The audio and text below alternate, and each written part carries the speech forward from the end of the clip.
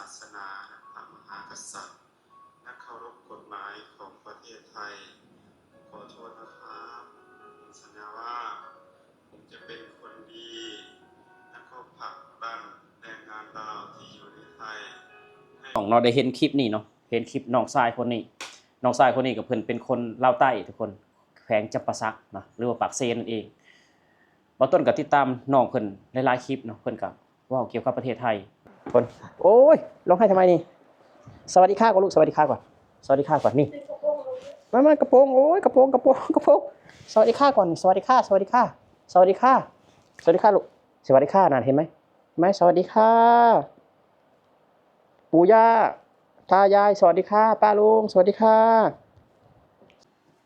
สวัสดีครับผมสวัสดีครับสวัสดีครับพ่อแม่พี่น้อง FC ไทยลาวเมื่อสุขสุขคนวันนี้ก็มาพบมาพอกับบ่าวต้นคือเก้าเนาะทุกคนหลังเลิกงาน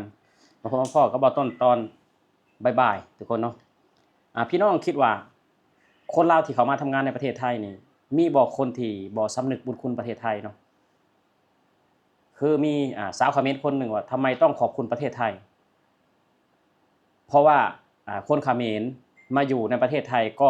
ไม่ได้มาอาศัยบ้านคนไทยฟรีๆไม่ได้มาขอข้าวคนไทยกินฟรีๆเขาก็มาใช้แรงงานทำไมต้องขอบคุณประเทศไทยเนาะทุกคน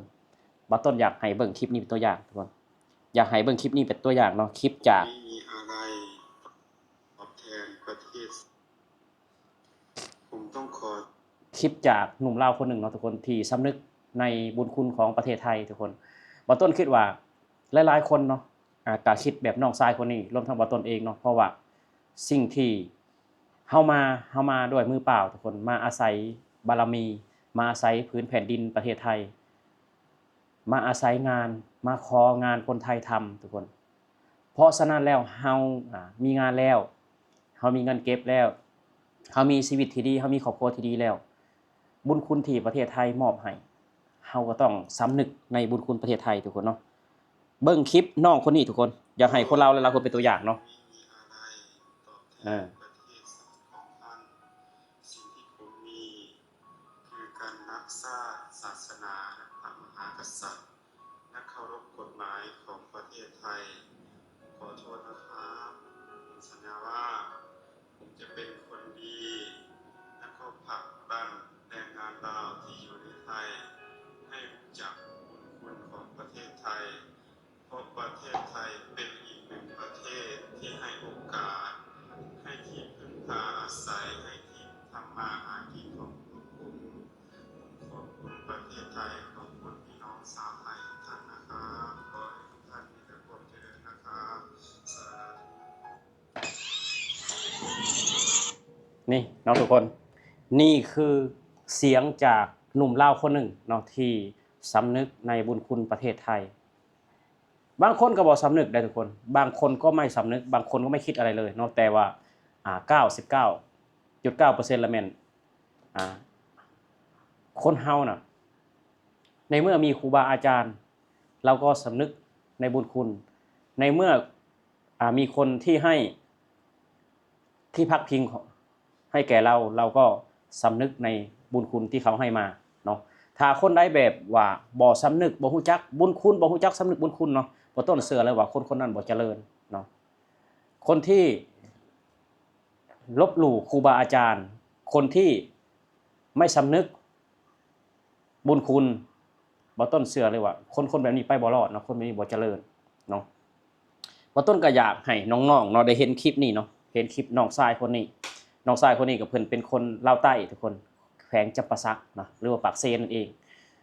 บ่ต้นก็ติดตามน้องเพิ่นหลายๆคลิปเนาะเพิ่นก็เว้าเกี่ยวกับประเทศไทยเนาะเพิ่นว่าทำงานอยู่บ้านเพิ่นนั้นเงินเดือนมันก็บ่หลายทุกคนเงินเดือนมันก็คือพี่น้อง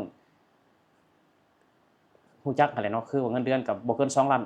านกีบนะบ่เกิน2 ล้านกีบแต่ว่าเขามาทำงานในประเทศไทยเลยเปลี่ยนชีวิตเขาทุกคนเปลี่ยนชีวิตเหลืออยู่เหลือกินมีเงินเก็บฝากให้พ่อแม่ฝากให้พ่อแม่ซื้อที่ซื้อบ้านเฮ็ดบ่ต่างหยังกับคนลาวหลายๆคนเนาะบ่ต่างหยังกับคนลาวหลายๆคนคนที่มาทำงานในประเทศไทยนี่บ่ต้นเชื่อเลยว่า95%เนี่ยเนาะชีวิตเปลี่ยนสำหรับ5%แหละแม่นบ่เปลี่ยนเพราะว่าหลง ไฟแสงสีหลงสินค้าออนไลน์หลงในเงินตาใช้จ่ายแบบฟุ่มเฟือยใช้จ่ายแบบบ่คิดทำงานวันละ400ใช้วันละ540 450ติดลบทุกคนไปเที่ยวผับเที่ยวบาร์เดินห้างบ่เคยสำนึกเลยว่าตัวเองนั้นมาจากไสเนาะบ่เคยสำนึกเนาะแล้วก็มีคนลาวบางคนเนาะทุกคนลาวบางคนอยู่อาศัยอยู่ต่างประเทศเพิ่นบอกว่าเป็นหยังคนลาวต้องขอบคุณประเทศไทยเนาะเพิ่นว่าแบบนี้เด้เป็นหยังขอบบุญจริงขอบบุญประเทศไทยเป็นหยังคือบ่ขอบบุญประเทศลาวคือประเทศลาวก็ขอบคุณเนาะทุกคนบ่าวต้นก็ขอบคุณอยู่แล้วเพราะว่าบ้านเกิดบ่าวต้นประเทศลาวเราขอบคุณอยู่แล้วเนาะขอบคุณอยู่แล้วแต่ว่าบ่าวต้นก็บ่ได้ลืมขอบบุญขอบคุณประเทศไทยเพราะว่าหยังทุกคนคืออยู่ที่บ้านนี่บ่าวต้นนี่เป็นคนเป็นครอบครัวที่ฐานะยากจนเนาะตั้งแต่ยังบ่ได้ก้าวข้ามมากรุงเทพคือในครอบครัวของบ่าวต้นนี่มากรุงเทพบ่าวต้นมีพี่น้องอยู่9คนเนาะบ่าวต้นมาก่อนเพื่อนกรุงเทพมาก่อนเพื่อนแบบ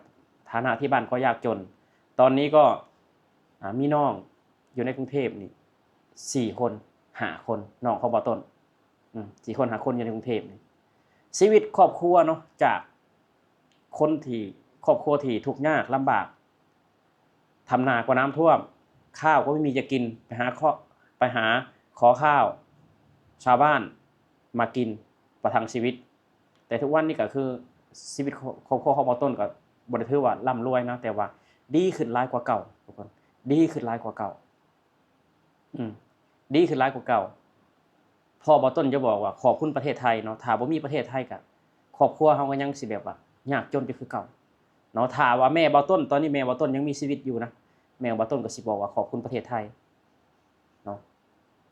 เป็นหยังคือขอบคุณบางคนบ่ฮู้จักว่าเป็นหยังคือขอบคุณทั้งที่เฮามาประเทศไทยเฮาบ่ได้มากอบโกยเอาเงินโดยที่บ่ได้ใช้ร่างกายโดยที่บ่ใช้แรงเนาะบางคนบ่เข้าใจว่าเป็นหยังต้องขอบคุณคือว่าขอบคุณเนาะยกตัวอย่างเนาะ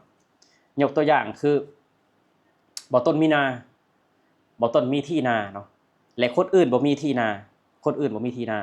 และมาขอทำนานะบ่าวต้นเลยแบ่งเขาให้เขาให้คิดกลับกันว่าให้บ่าวต้นขอบคุณคนที่มาทำนากับบ่าวต้นหรือว่าคนที่มาทำนากับบ่าวต้นขอบคุณบ่าวต้นให้คิดเอาทุกคนนี่คือกันเนาะเฮามีแรงแต่ถ้าเราไม่มีประเทศไทยคุณจะไปใช้แรงที่ไหนถามเลยคุณจะไปใช้แรงที่ไหนบ้านเฮาคือบ้านเกิดเฮาขอบคุณอยู่แล้วอันนี้คือประเทศไทยคือให้ช่องทางเราทำมาหากินให้แสงสว่างกับชีวิตเราเนาะเปรียบเหมือนพ่อแม่น่ะพ่อแม่ส่งลูกเรียนจบปริญญาเอกจบปริญญาเอกแล้วคุณให้ลูกขอบคุณพ่อแม่หรือว่าให้พ่อแม่ขอบคุณลูกเอาให้คิดว่าอันไหนมันถูกเราเป็นลูกเราต้องขอบคุณแม่เพราะว่าแม่ให้ทุนการศึกษากับเราให้แสงสว่างกับชีวิตเราอันนี้ก็เหมือนกันทุกคนแรงงานลาวแรงงานเขมรก็ต้องเหมือนกันต้องขอบคุณประเทศไทยถ้าเราไม่มีประเทศไทยใช้แรงงานที่บ้านเราได้ไหมได้คือกันอยู่บ้านเฮามีกินบ่มีกินคือกันแต่ความแตกต่างระหว่างอาหารเนาะถ้าเรามีเงินถ้าเรามีงานที่ดีเราก็กินอาหารอีกแบบนึงถ้าเราไม่มีงานทำเราก็กินอาหารอีกแบบนึงกินเหมือนกันแต่ว่าแตกต่างที่คุณภาพของอาหารอยู่บ้านเฮามีงานเฮ็ดบ่อยู่ประเทศลาวมีงานทำเหมือนกันแต่ผลตอบแทนมันต่างกันเนาะคือผลตอบแทนมันต่างกันอันนี้คือบ่ต้นคือเว้าความจริงบ่ได้เว้าแบบว่าแซะคนที่ทำงานอยู่ลาวเนาะบ่ได้แซะคนทำงานที่ลาว